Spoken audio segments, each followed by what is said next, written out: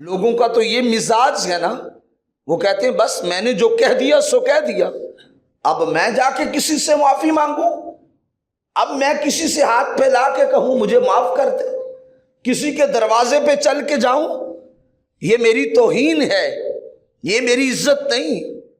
میں تو وڈیرا ہوں، مالدار ہوں، طاقتور ہوں، لوگ میرے دروازے پہ معافیاں مانگنے آتے ہیں، میں کیوں کسی کے دروازے پہ معافی مانگنے جاؤں، میں کیوں کسی سے معافی طلب کروں؟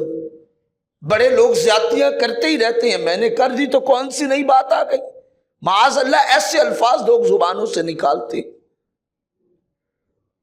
اور پھر یہاں تک رعونت اور گردنوں میں سریے آ جاتے ہیں۔ وہ لوگ کہتے ہیں کوئی نہیں ہو گیا تو پھر کیا ہوا؟ آگے سے اگر کوئی کہے کہ تو نے زیادتی کی ہے تو پھر اس کے بدلے میں مزید زیادتیاں شروع ہو جاتی، اسے مزید دبایا جاتا ہے مختلف انداز میں، طاقت اور زور کے بل بوتے پہ۔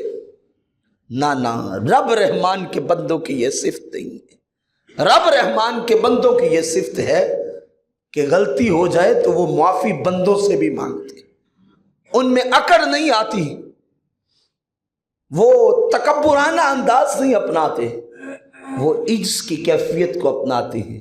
اور یاد رکھیے گا، اگر کوئی شخص کسی سے معافی مانگنے چلا جائے نا تو اس کی عزت کم نہیں ہوتی، اس کی عزت میں کوئی کمی واقع نہیں ہوتی، بلکہ اللہ اس کی عزت کو بڑھاتا ہے، اللہ اس کی عزت کو بڑھا دیتا ہے۔ حضور نے قسم اٹھا کے کہا، فرمایا اگر کوئی شخص کسی سے معافی مانگنے چلا گیا،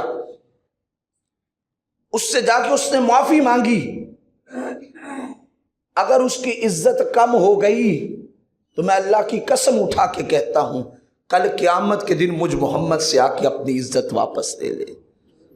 بتانا یہ ہے کہ معافی مانگنے سے عزت کم نہیں ہوتی، بلکہ اللہ کی بارگاہ میں عزت بڑھ جاتی ہے، اور جو جتنا جھکتا جاتا ہے اس کو اتنا مقام نصیب ہوتا چلا جاتا ہے۔